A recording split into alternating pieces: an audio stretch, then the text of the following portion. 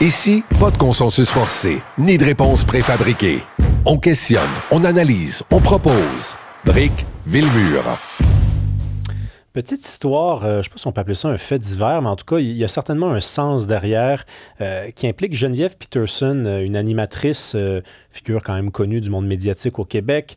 C'est survenu en fin de semaine. Ça s'est passé en 2 temps. Là. En gros, dans une première vidéo qu'elle a diffusée sur ses réseaux sociaux, qui est sortie dans les dernières heures, elle a expliqué qu'elle se promenait dans les rues et qu'elle s'est faite insulter par un homme qui l'a traité... de salope. C'est un homme qui l'a traité de salope. Et là, elle a fait une vidéo en disant ça n'a pas d'allure que... Évidemment, elle a raison. Ça n'a pas d'allure de se faire traiter de cette façon-là par quelqu'un. Je ne connaissais pas la personne. Elle a pris la liberté de s'adresser à moi. Puis elle a bien fait. Hein? Elle s'est obstinée avec l'homme. Elle l'a envoyé promener. Et là, dans une deuxième vidéo... Et moi, je n'étais pas au courant là, de cette saga-là, parce que ça allait devenir une saga. Elle explique qu'à la suite de la première vidéo, elle a reçu beaucoup de commentaires. En fait, on va la faire jouer, la deuxième vidéo. Je pense être... Je voulais revenir sur la vidéo que j'ai faite hier sur le fait que je me suis fait traiter de salope en pleine rue à Montréal à genre 9h30 du matin dans un quartier central. Premièrement, merci pour tous vos messages. Pour vrai, ça me touche vraiment. Puis la vidéo est rendue à 50 000 vues, donc je pense que ça a touché une corde sensible. Je répondrai pas à la question de l'origine des 2 hommes parce que, 1, je veux pas attiser le racisme et 2, je trouve pas que c'est relevant dans l'histoire là, d'aller dans cette direction-là. Ce qui m'a vraiment fait capoter, c'est le nombre de messages de filles qui vivent en fait ça au quotidien. Donc, ce qui est particulier dans cette deuxième vidéo-là, c'est qu'elle semble y tenir, elle semble vouloir la faire, Karima, parce qu'elle a reçu beaucoup de commentaires de gens qui voulaient en savoir plus sur le profil de la personne qui s'est adressée à elle de cette façon-là. Et là, elle dit, je ne veux pas embarquer là-dedans parce que ça attiserait le racisme.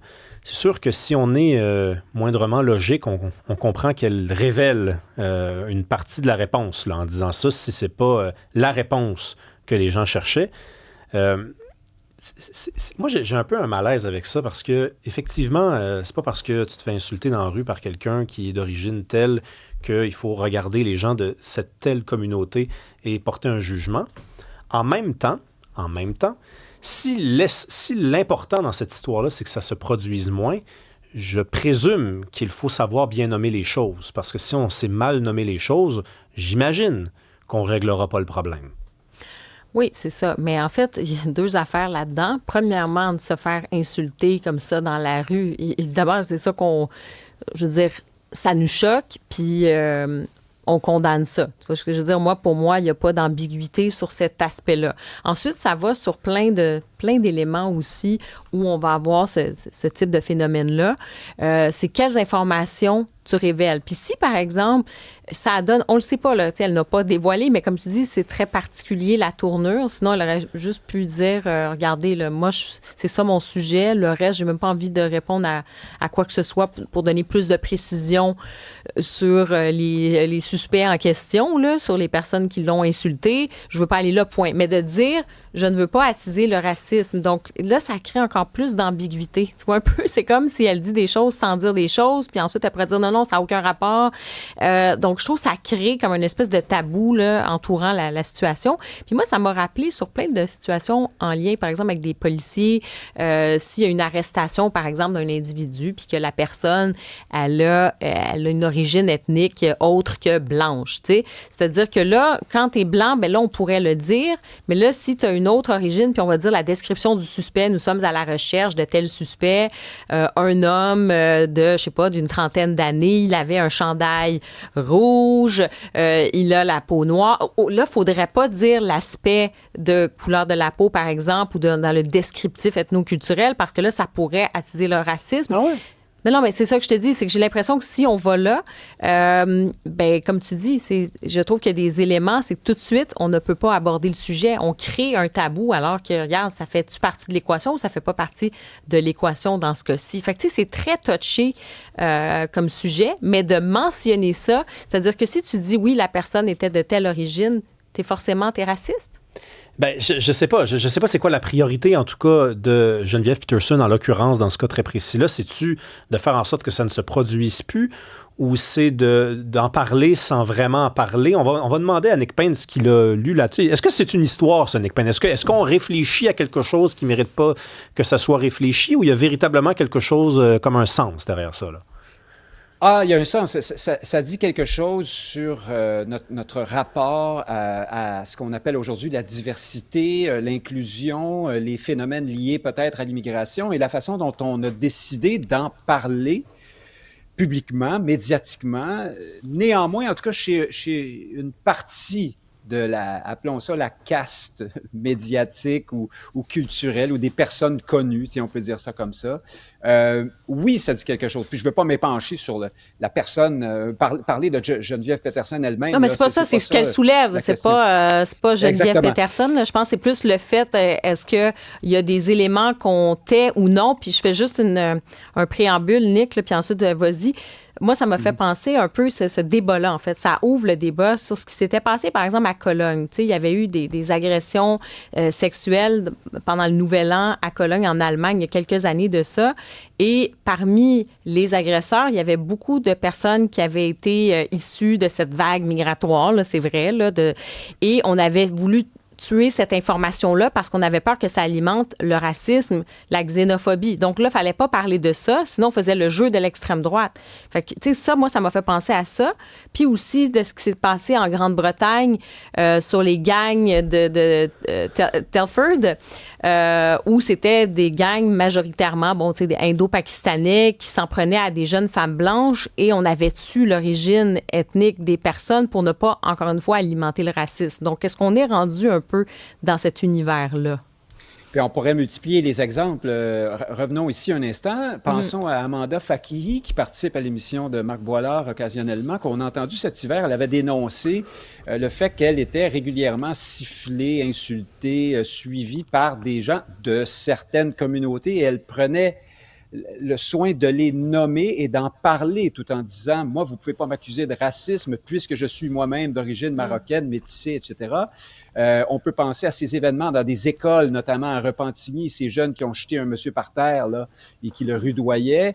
Les médias en parlaient comme si soudainement les jeunes Québécois étaient devenus violents pendant que tout le monde voyait bien à l'écran que c'était des jeunes issus de certaines communautés en particulier, comme ça avait été le cas dans d'autres événements précédemment. On pense à ce Mohamed Bekali qui insultait copieusement une policière et à d'autres qui font comme lui. Là aussi, on cherchait à ne pas nommer complètement les choses.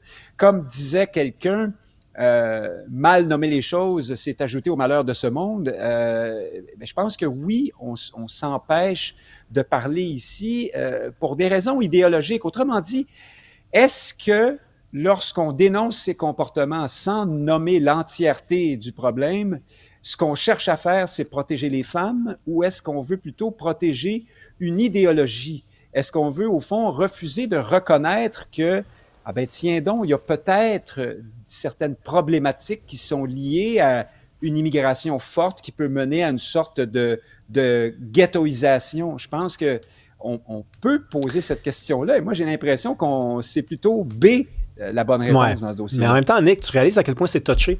C'est-à-dire que là, elle l'a un peu admis, là, sans le dire, puisqu'elle parle elle-même de... exactement le contraire. Non, ben c'est ça qui est un peu particulier dans son cas, là, à Geneviève Peterson, c'est qu'elle dit « je veux pas attiser le racisme ». Donc, c'est comme si elle disait « ben oui, ce sont des gens qui sont issus de l'immigration », mais en même temps, si elle avait fait une vidéo... Mettons qu'elle vit ça souvent, là. Mettons qu'elle vit ça souvent, puis que souvent, c'est le même profil de gens qui s'adressent à elle de cette façon-là.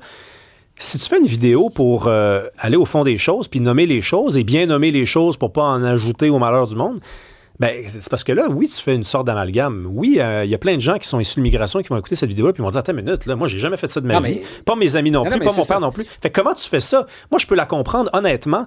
C'est un peu maladroit, la deuxième vidéo, parce qu'elle en révèle plus que ce qu'elle voulait en révéler au départ, mais c'est sûr que c'est très touché là, d'aller là. Oui, c'est-à-dire qu'il faut rester dans la juste mesure des choses. Si ces événements-là sont plus souvent le fait de gens de certaines communautés, on devrait normalement avoir le droit de le dire sans que ça veuille dire que toute la communauté est à blâmer. c'est là qu'il y a un pas à ne pas franchir vers une forme de xénophobie ou de préjugés. Mais on est dans une époque où il y a eu un glissement sémantique. Aujourd'hui, le mot racisme, par exemple, peut être attribué à quelqu'un qui n'a fait que le constat d'une disparité culturelle entre les communautés. Même chose pour le mot préjugé. Autrefois, un préjugé, ça voulait dire une généralisation abusive à partir d'un événement en particulier. Aujourd'hui, un préjugé, c'est un constat qui ne se conforme pas à l'idéologie. On refuse d'entendre ce que la personne veut dire en disant « Ah, c'est un préjugé ».